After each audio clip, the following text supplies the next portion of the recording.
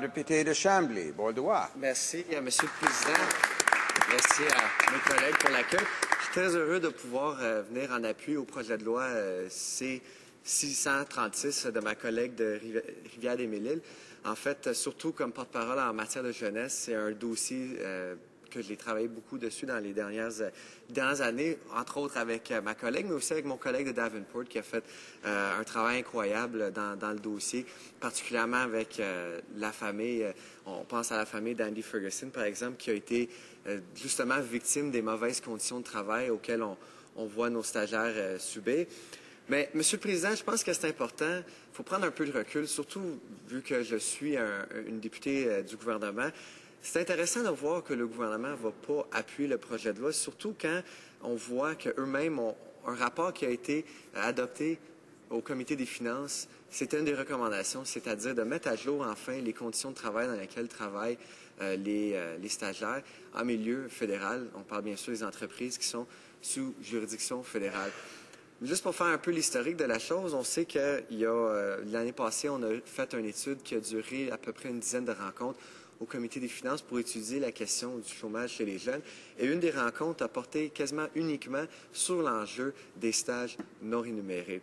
Et je pense qu'on peut dire que les témoins, tout au long de l'étude, particulièrement à cette rencontre, mais tout au long de l'étude, à toutes les rencontres qu'on a eues, étaient unanimes pour dire que des choses doivent changer. Oui, on reconnaît que les stages non rémunérés peuvent, dans un bon contexte, avec des bonnes modalités, apporter quelque chose de positif pour un jeune qui fait juste commencer dans sa carrière ou même un jeune qui est encore aux études, mais qui veut avoir l'exposure, si vous permettez l'expression en anglais, à un certain milieu de travail.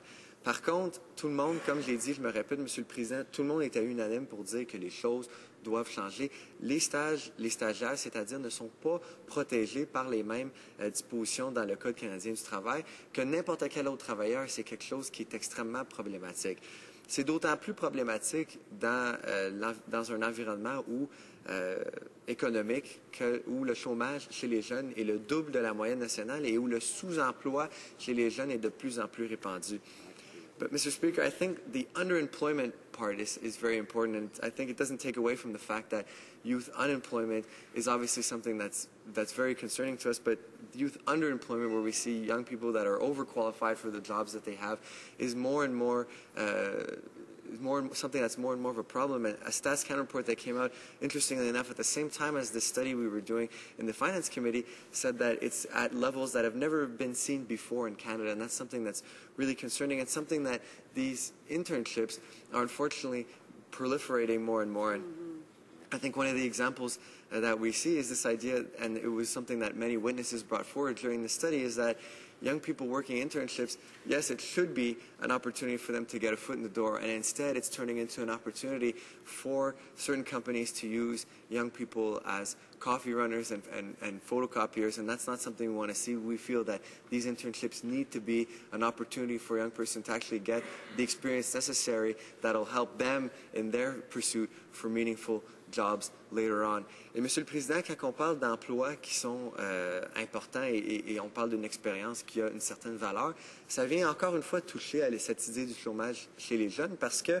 on a juste à regarder le rapport en 2013 de la Banque TD qui disait que des jeunes qui sont au chômage ou qui travaillent mais dans un emploi pour lequel ils sont surqualifiés vont avoir beaucoup de difficultés à regagner les revenus perdus au cours des prochaines années de leur vie. En anglais, on appelle ça du wage scarring. Je ne sais pas si on peut faire la traduction directe, la cicatrisation des revenus.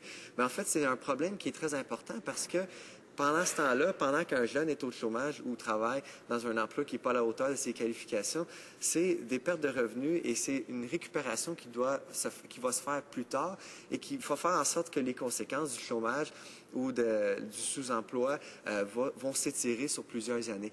Et on voit qu'il y a un cercle vicieux dans ces situations-là. Par exemple, on a juste à regarder dans nos communautés, c'est vrai dans la mienne, mais c'est vrai dans toutes nos communautés, pour voir des commerces s'ouvrir pour voir des entrepreneurs ou partir des entreprises plutôt dans nos communautés, pour voir une école s'ouvrir, pour offrir des emplois à des enseignants, par exemple. Toutes ces choses-là sont déterminantes sur une jeune famille qui va venir s'installer dans une communauté, mais une jeune famille va avoir beaucoup de difficultés à commencer une famille ou à vouloir acheter une maison s'ils n'ont pas des opportunités d'emploi pour leur donner justement les outils nécessaires pour être des consommateurs et des participants actifs dans l'économie.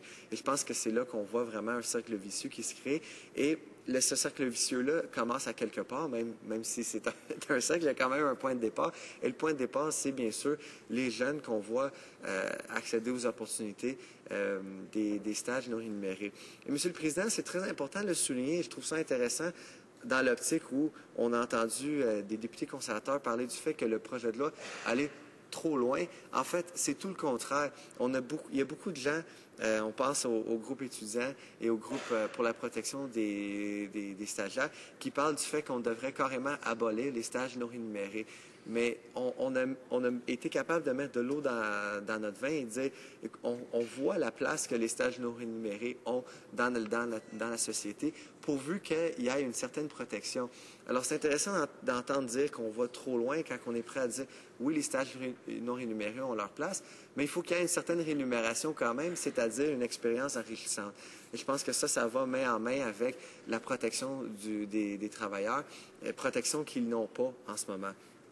Mr. Speaker, when we look at the question of going too far, as I said, when you look at what's been said by the government, I go back again to the report that came out of the Finance Committee.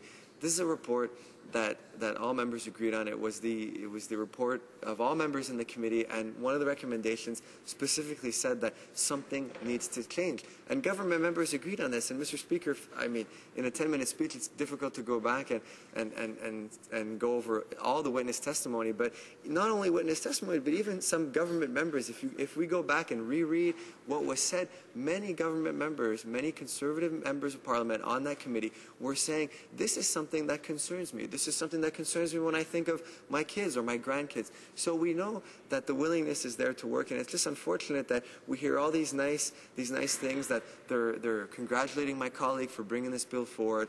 They're saying how they know it's an issue, but then they vote against the bill, Mr. Speaker. It's something that just doesn't make sense, in particular in the context where, as I've said several times in my speech already, where we have been willing to reach across the aisle, we've been willing to take a few steps backwards even, and not even go as far as some folks might think we need to go, in a willingness to say, let's get this first good step done, and at least get the minimum protections for people who are working in this environment of unpaid internships, where they don't get those basic protections that all workers are entitled to. And again, we go back to the example of the tragic story of Andy Ferguson, who was a 22-year-old young person who died because he was taken advantage of in the context of his workplace. But, Mr. Speaker, what's more important is that when we look at, some members might say, well, why don't these folks say no? And that's the danger, Mr. Speaker. And that's why so many members are talking about the youth unemployment, underemployment, because in this desperate context that exists, where young people want to get that work and want to get that foot in the door, they're willing to do whatever it takes. And it's all to their credit, but that's where the door opens to abuse, Mr. Speaker. And that's why we as legislators have to take that responsibility in hand to make sure that that abuse can't happen, and that we're not taking advantage of young people that are doing whatever it takes to get eventually, not even in the context of an internship, but using the internship as a tool to eventually get to, it's not even the end, it's they hope a means to an end, to get a good paying job in the economic context that we're living in. Alors, Monsieur le Président, je pense que ça illustre bien le point que quand les députés parlent du contexte du chômage chez les jeunes, ça a complètement rapport avec les stages non rémunérés, le contexte de travail, parce que les jeunes ne vont pas dire non. Ils vont accepter n'importe quoi. Et comme je l'ai dit, c'est tout à leur honneur. Ils sont prêts à faire tout le travail et tous les efforts nécessaires pour avoir un bon emploi et pour avoir au moins un début dans une carrière. Mais je pense qu'en tant que législateur, je me répète, Monsieur le Président, on a une responsabilité fondamentale d'assurer le minimum de sécurité et de protection. C'est après tout le premier mandat du gouvernement. On l'a vu au Comité des des finances, les députés conservateurs ont mis de devant cette recommandation en collaboration avec nous pour dire que quelque chose doit changer. Alors pourquoi ne pas appuyer le projet de loi de ma collègue pour prendre ce bon pas dans la première direction et assurer au moins qu'on donne la protection à nos jeunes, à la prochaine génération, des gens qui veulent simplement travailler et avoir des bonnes expériences pour pouvoir contribuer pleinement à notre économie. Je pense que c'est primordial, Monsieur le Président. Alors, je vous remercie. Je suis très heureux d'appuyer le projet de loi de ma collègue. Et bon, on a encore un peu de temps avant le vote, alors j'espère que les députés conservateurs vont se rappeler de ce qu'eux-mêmes ont dit au Comité des finances et peut-être qu'on peut dire voir la lumière. Merci, Monsieur le Président. Bravo.